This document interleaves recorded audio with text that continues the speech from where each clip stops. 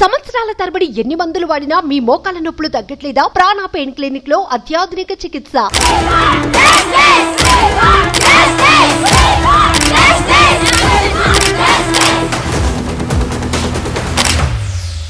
Welcome to Suman TV. Gudlavalleru engineering కాలేజీలో జరిగిన దుర్మార్గం పైన కొన్ని విషయాల్ని మీకు నేను చెప్పాలనుకుంటున్నాను. ఇవన్నీ నిజాలు. ఈ నిజాల్ని దాచిపెట్టడానికి కాలేజీ యాజమాన్యం ప్రయత్నిస్తోందనే సందేహాలు కలుగుతున్నాయి. దాదాపు 1500 మంది అమ్మాయిలు గుడ్లవల్లూరు కాలేజీలో ఉన్న హాస్టల్లో ఉంటారు. ఆ కాలేజీలో ఉన్న హాస్టల్స్ రూమ్స్లో ఉంటూ, ఇక్కడ పాలిటెక్నిక్ కాలేజ్ ఉంది, బీటెక్ కాలేజీ ఉంది. సాధారణంగా కాలేజీలకు అమ్మాయిలను ఎందుకు పంపిస్తారు? హాస్టల్లో ఎలా పెట్టగలుగుతారు తల్లిదండ్రులు అంటే, హాస్టల్ మీద కాలేజీ మీద ఉన్న నమ్మకంతో హాస్టల్లో ఉంచి చదివిస్తారు.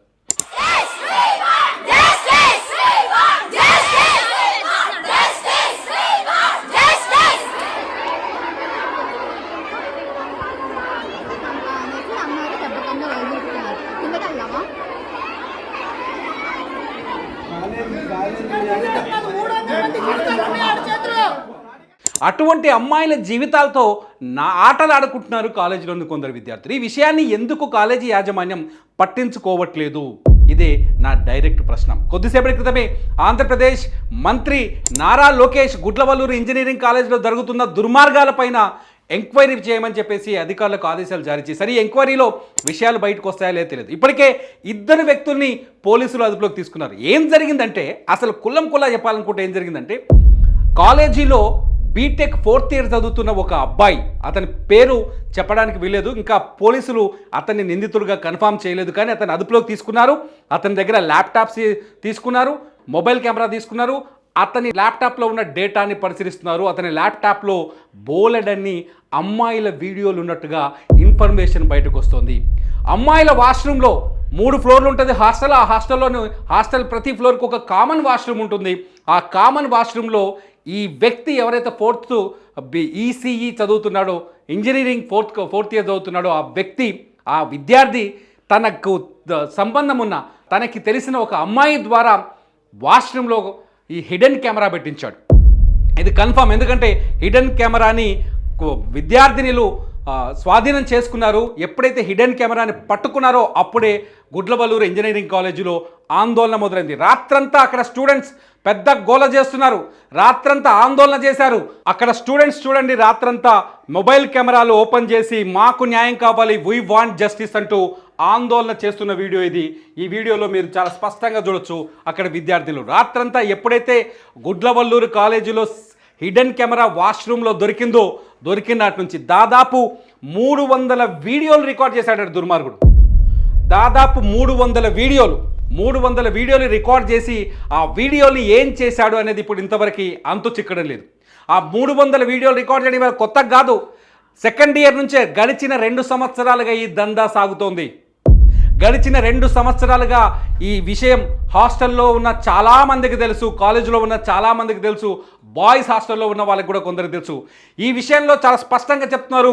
4th ఇయర్కి చెందిన ఒక అబ్బాయి, ఒక అమ్మాయి, ఈ ఇద్దరు కలిసి చేస్తున్న స్కామ్ ఇది. స్కామ్ కాదు, మాఫియా కాదు, ఇక దుర్మార్గం ఇది. వాళ్ళిద్దరూ కలిసి అమ్మాయిల వీడియోలు రికార్డ్ చేసి, వాష్రూమ్కి వచ్చిన వీడియోలను రికార్డ్ చేసి వాటిని అమ్ముతున్నారని కూడా చాలా స్పష్టంగా సమాచారం ఉంది. రాత్రి ఎవరైతే అనుమానితుడిగా ఉన్నాడో ఆ విద్యార్థిని పోలీసులు పలు విధాలుగా ప్రశ్నించారు. అతని దగ్గర ల్యాప్టాప్ తీసుకున్నారు, అతని దగ్గర సెల్ ఫోన్ తీసుకున్నారు, అతని డేటా ఎంక్వైరీ చేస్తున్నాడు. అతనికి అమ్మాయికి, ఎవరైతే 4th ఇయర్లోనే ఉన్న ఒక అమ్మాయికి మనసు ఎలా వచ్చింది? ఒక అమ్మాయికి ఎలా మనసు వచ్చింది? రోడ్డు మీద నడుచుకుంటూ వెళ్తుంటే ఒక మహిళకి ఏదైనా ఇబ్బంది వస్తే, పర్సనల్ ఇష్యూ వస్తే, ఎవరో అన్నోన్ తెలియని ఇంకొక మహిళ వచ్చి సాయం చేస్తుంది. అమ్మాయిలకి మనం సమాజంలో ఇస్తున్న గౌరవం అది. ఒక అమ్మాయి పట్ల మనం గౌరవంగా ఉండాల్సిన బాధ్యత ఉంది. సంస్కారం లేదా? ఏం చదువుతున్నారు వాళ్ళిద్దరు? ఇంకో అమ్మాయే తన తోటి విద్యార్థినుల నగ్న వీడియోలు రికార్డ్ చేయడానికి ముందుకొచ్చిందంటే తను ఏం చదువుతుంది? తల్లిదండ్రికే పుట్టింది కదా. తల్లిదండ్రులు ఏం నేర్పించారు ఆమెకి? ఇంకొక అమ్మాయి వచ్చి తన తోటి స్నేహితురాళ్ళ వీడియోలు రికార్డ్ చేయడం ఏంటో, ఏంటి దారుణం? ఎటెళ్తుంది సమాజం? ఇంత దుర్మార్గమా? ఇంత నీచమా? ఇంత అరాచకమా?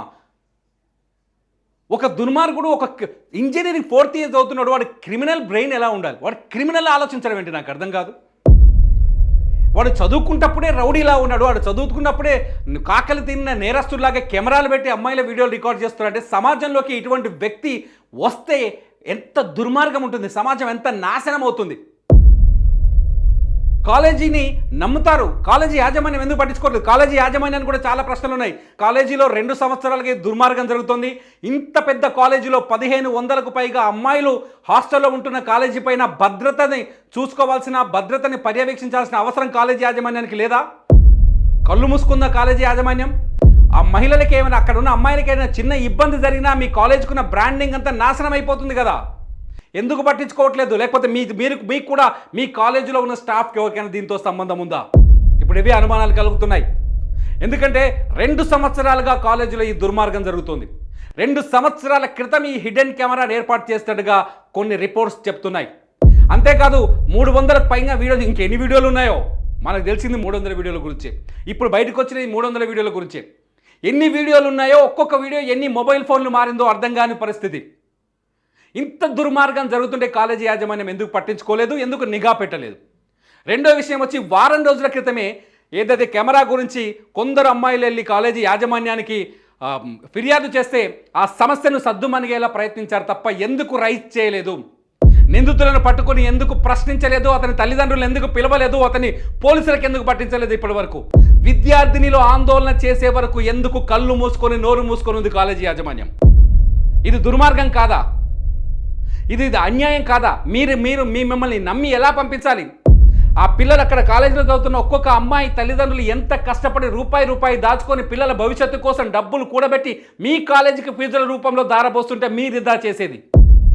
ఇదా దుర్మార్గం? ఆలోచించరా? ఇప్పుడేం చేస్తారు? ఒక అమ్మాయి జీవితాన్ని నాశనం చేసే వీడియో వైరల్ అయిపోతుంటే, ఒక అమ్మాయి జీవితాన్ని నాశనం చేసే వీడియోని బయట సేల్కి పెడుతుంటే మీరు ఏం చేస్తారు? మీరు ఏం చేస్తున్నారు? కాలేజీ యాజమాన్యం దీనికి సమాధానం చెప్పాలి. ఇప్పటికే కాలేజీ వెబ్సైట్ క్లోజ్ అయిపోయింది. నేను ఒకసారి టైప్ చేసి చూస్తా చూడండి. కాలేజీకి సంబంధించిన వెబ్సైట్ని క్లోజ్ చేసి ఆన్లైన్ క్లాసులు నిర్వహించే ప్రయత్నాలు చేస్తున్నారట. జస్ట్ మాకున్న అప్డేట్ ప్రకారం ఆన్లైన్ క్లాసులు జరిపించే ప్రయత్నం చేస్తున్నారట. చూడండి ఒకసారి. గుడ్లవల్లూరు ఇంజనీరింగ్ కాలేజీ అని కొడితే ఈ సైట్ ఓపెన్ కావట్లా. ఈ కాలేజీకి సంబంధించిన వెబ్సైట్ ఓపెన్ కావట్లా, క్లోజ్ చేసేశారు. ఇది దుర్మార్గం. కాలేజీ యాజమాన్యం ఏం చేస్తోంది? దీనిపైన కాలేజీ యాజమాన్యాన్ని కూడా తగిన శిక్ష పడాల్సిందే. కాలేజీలో విద్యార్థుల తల్లిదండ్రులు ఎవరైతే తల్లిదండ్రులు తన బిడ్డల్ని నమ్మి కాలేజీకి పంపించారో వాళ్ళందరికీ సమాధానం చెప్పాల్సిన పరిస్థితి ఏర్పడ్డది.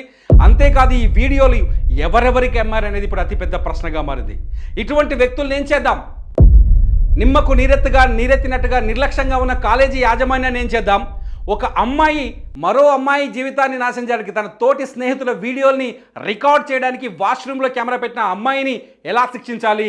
ఆ వీడియోల్ని తీసుకొని మార్కెట్లో అమ్మకానికి పెట్టిన అబ్బాయిని ఏం చేయాలి? కామెంట్స్ రూపంలో మాకు తెలియజేయండి. మీ కామెంట్ల పైన మరో వీడియో చేస్తా. చూస్తూనే ఉండండి సుమన్ టీవీ.